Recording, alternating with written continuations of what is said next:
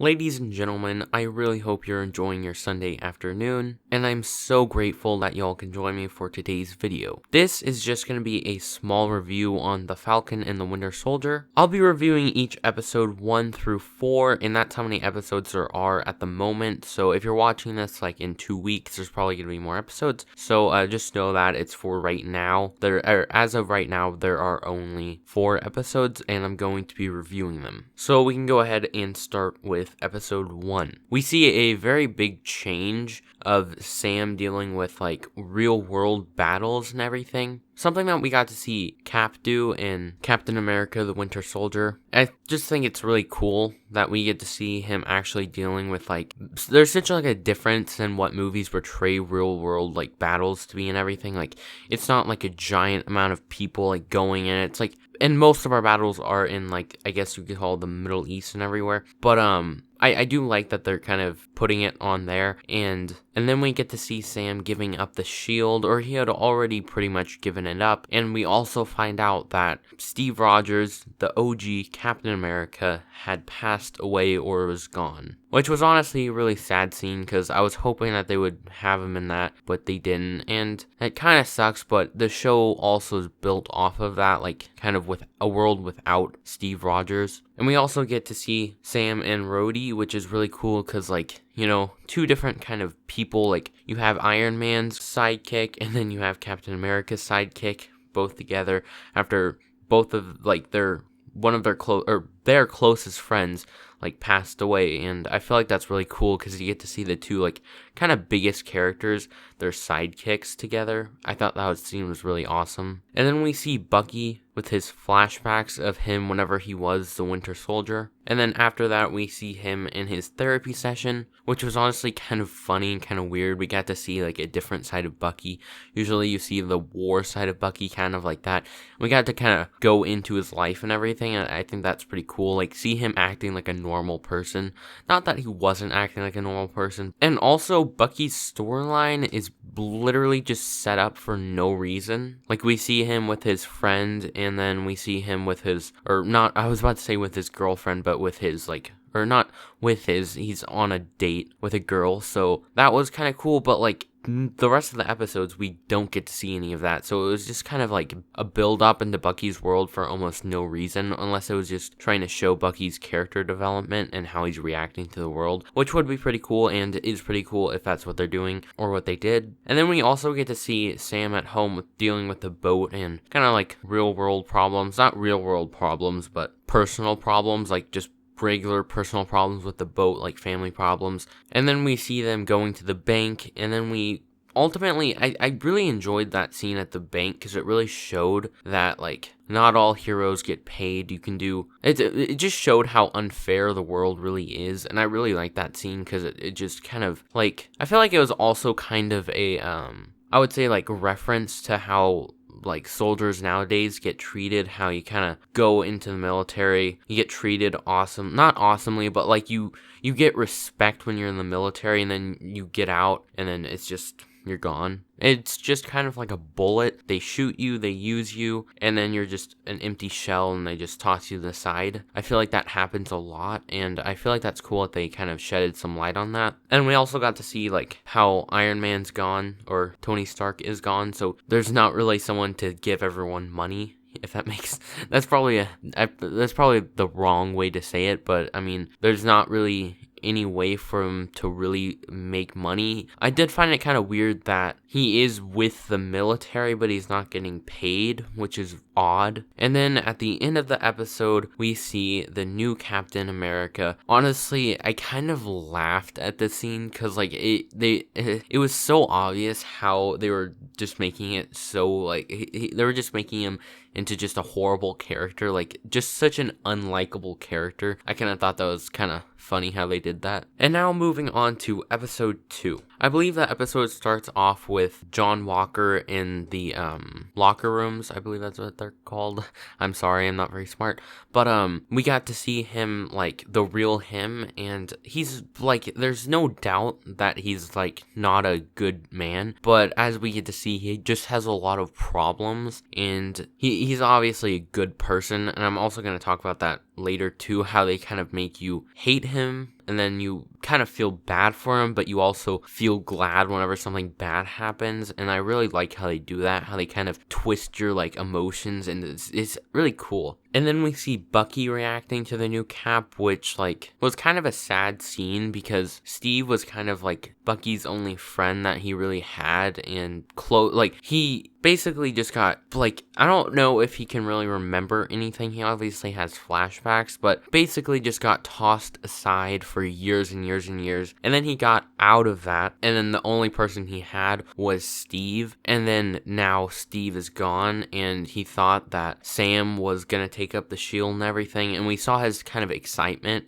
at the end of Endgame, how he was kind of like smiling and everything, that Sam was gonna be the new Captain America. And then you see him reacting to the new Captain America that's not Sam, John Walker, and you just like feel kind of how disrespected he feels, almost, as that like that was his best friend and his only real, like his really only friend that he had, just basically tossed aside and disrespected. And then he goes to see Sam, and also Sam is pretty, I mean, obviously he got kind of screwed over, so he's obviously upset about that too. And then they go on a mission together. I really like that one scene where it was kind of a reflection from the first Avengers. I was about to say the first Captain America, the first Avenger. I don't know why I said that.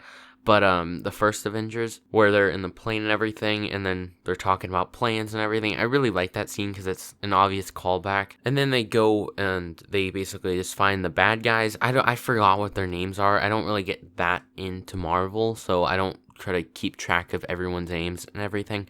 But I'm just going to call them the bad guys. Sorry for dogs barking in the background, if you hear them. And they sneak onto the trucks and everything, and then you get to see them react to it being like super soldiers. And then came the extremely sad death that I don't think anyone could have really seen coming. Honestly, it brought tears to my eyes. Red Wing, he got destroyed. Almost made me cry. But, yeah, extremely depressing. I had to literally turn it off and finish it the next day after that scene. Honestly, it was just super depressing. I couldn't even sleep that night, just knowing how depressing it was. But then Cap coming into the picture, and we get to see that he's not a bad guy, and he tries to save them, but he's still annoying, like I was saying earlier. They make you feel annoyed at him, and then they also kind of make you like feel bad and like him. The way they do that is just truly amazing. I really love how they do that. And then they both both kind of teams, Bucky and Sam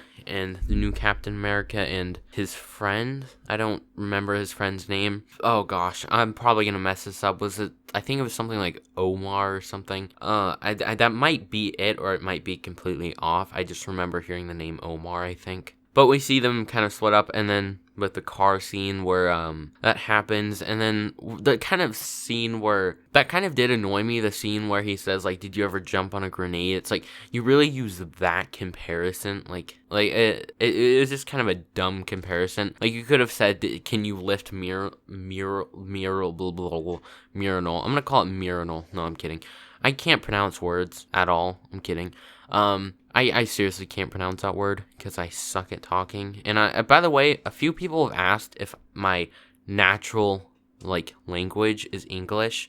It is, and I am horrible at talking. I have kind of a lisp, so I have trouble pronouncing words, so I'm sorry about that. But like he could have asked that, and then it would have just been perfect because he can't.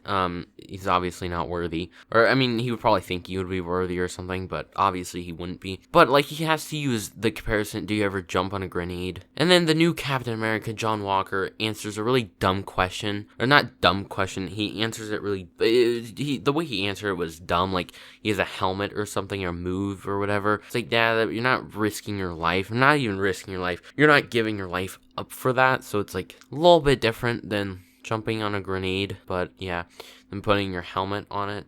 like that will actually protect it. Then we get to see the scene with the bad guys. I'm gonna call them the bad guys because I'm horrible at remembering what their names were. Them kind of like moving in, and we also see them kind of bonding with, not bonding, but kind of building a relationship with other people in their like town / area. And we see Bucky and Sam visiting the old super soldier, which honestly, that all that stuff with the serum and everything really confuses me. And I guess I always thought that it was just Steve who had it. Apparently not. But that was pretty cool how he reacted and everything. And then we see Bucky going to jail, and then we see John Walker like get him out. Which, I mean, you can't lie, that scene actually, like I said before, you actually like him in that scene, but you kind of feel a little bit annoyed at him at the same time. Once again, I love how they do that. And then we have the scene where it's a therapy session with Bucky and Sam, which was really funny to see and everything. And then at the end of the episode, we see Captain America, the fake Captain America, technically the real Captain America, but the fake one, showing his kind of true colors whenever he says, "Stay out of the way." And yeah, I'm pretty sure everyone hated him then. Like I said before, you love him, then you hate him, then you're annoyed at him, sometimes all at the same time. Pretty cool how they do that. I know y'all are probably annoyed at me saying pretty cool how they do that. Now moving on to episode 3. We see at the beginning of the episode Captain America showing his true colors and his bad side. I don't really think he has true colors. I think he just has a bad side and a good side. And I think he just has a lot of issues with the bad side. And then we see the man, the myth, the legend, Zemo. And we see him escape from jail like a complete... I'm not going to say the word because I don't cuss on here, but I'm sure you can know what I'm saying. It's bad and then but. I'm going to say that. Whenever he escapes from jail. And then we also see that Zemo actually had a wealthy family. I honestly just feel like this was their version of, like, not version, but this was their way of kind of retconning Zemo, the bad Zemo. Because, I mean, you can't, I mean, the way they did that was so kind of, I honestly will call him dumb for doing this. In the Civil War, they made Zemo into a really depressed guy who had nothing to live for. His family got taken away from him, and it was just like, you had that picture of him, and then you see that he has a wealthy family and that he's rich, and it just, they definitely didn't plan that or anything, but it was just weird. I think they just... I don't want to say ran out of ideas, but like, I love the episode and everything with Zemo coming back and everything, but I feel like that was just kind of cheap. I don't know what the word would be for that, but I just feel like it's kind of weird how they change him. They make him into like a really lovable character. Then they enter I think it's called Madripoor. I can't pronounce it, I'm sorry. Like I said before, I have a problem with pronouncing words, especially hard words to say like that. But we see them entering it, and it's really, like, it's such a very odd place. You don't know if it's just a city, or if it's own, like, if it's its own little tiny country, like Wakanda, kind of, like a small area isolated. It was really cool to see that. It's like a different world. Really awesome. It's like kind of criminals, like, not criminals, but like, you know, I think the proper way to say it is fancy criminals, so I'll say fancy criminals. Honestly, kind of, I know this is a completely bad comparison, but it gave me kind of Gotham vibes, like from Batman and everything. I don't know why, but it just gave me those kind of vibes. And we just get to see we get to see kind of into Zemo's world over there, and not much really happens. We have the scene where Sharon returns, and that's really weird to think that she just kind of went there and got used to everything. I feel like if I went there, I would get killed within the first 2 hours. I just feel like that. I don't know how someone can just go there and naturally adapt like that. Then we have the dockyard scene, and not much happened there either, other than the Winter Soldier. I said Winter Soldier, Super Soldier Serum, the stuff like that, and that was kind of cool. And then Zemo killed him, so no more serum. Because, of course, Zemo just wanted all that destroyed, and he said anyone who wants it or takes it is a supremacist. And not much happens there. Honestly, episode 3 probably isn't my favorite episode. And then the bad guys set up a dock, which, like, the bad guys, the one, Carly, I think that's her name, girl, just like you know how it's just like a kid, you don't feel that bad. Obviously, you want them to be captured, like, you don't want them to keep doing it because it's a very annoying character. She's just so dumb, honestly. It's just kind of dumb to see, like, a little kid like doing all that, and yeah. But like the bomb scenes, like I don't think they really know what they're doing. But after that bomb scene, they kind of like you realize that, okay, there's not really much going back. There's no really going back for them. So yeah. Episode 3, probably not my favorite episode, except for Zemo returning. And of course, the Zemo dance, which I listen to on an average of 5 times a day. It's actually just rolling all the time on my computer, just always have it there. I might make it my monitor home screen, so that would be pretty cool. Because it's just such an awesome dance, you know. But now, finally, episode 4. Sorry, I just moved my microphone there. Episode 4, hands down, the best episode of the season. We got to see, like, it was pretty cool that we got to have them, like, go into the town, and it's, like, a foreign area. It's pretty cool, and then how Sam and Bucky tried their best to, like, find some information, and then Zemo just walked right in and did it real quick with a kid. Oh god, that sounded, I'm so sorry, that sounded wrong. That sounded really, no, I did not mean to say it. He got information. Okay, no, that sounds bad too.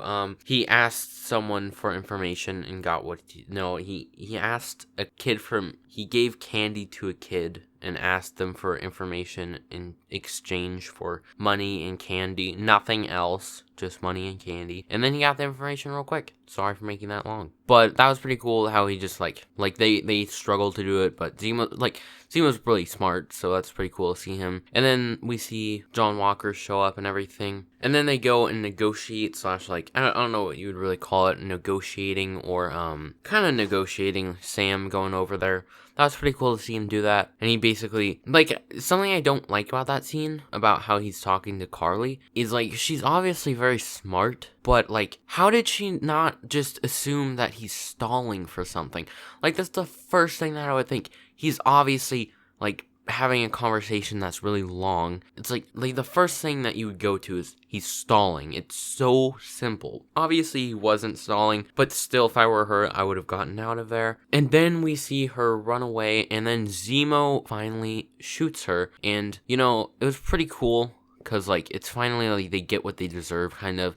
And then then Zemo crushes all the serum, and that was pretty cool because like, you kind of got to see, like I don't know, you kind of got to see the good guys win a little bit, and the bad guys are very, very annoying, especially her. But then we find out that there was one more serum, and John Walker takes the serum and puts it in his pocket. Wasn't very surprised at that. It was kind of obvious, like, you know, one of those things where it's just pretty obvious, like, obvious that it's gonna happen. And then, honestly, I don't remember if the Wakanda scene where it was the Wakandans, I'm gonna call them Wakandans because I don't know what to call them, they kind of show up. I don't remember if that's after where they kind of negotiated or before. I'm pretty sure it was after. Like, I'm pretty sure it was after. But, we got to see that and everything, and, like, I think the whole episode was just hinting towards him wanting more strength, John Walker wanting just a lot more strength. And then he gets that serum. And then we have the scene where they're basically kind of attacking each other and everything. And they go to the, I don't know what you would really call it, but Sam and Carly try to kind of negotiate. Carly's obviously a little girl, so she kind of, it's kind of like if you have a therapist or something. It's like, obviously the therapist doesn't want to be your friend. They're just talking to you to either like help you, like they're just trying to help you. They're not wanting to be friends. And that's what Sam was doing. And then she just took it as, oh, we can actually build a relationship and maybe he'll join me. It's like, she's kind of dumb, not gonna lie. But then they show up and everything, and probably the best part of the episode is whenever, I'm gonna call him Omar, I don't remember if his name is Omar, but John Walker's best friend dies,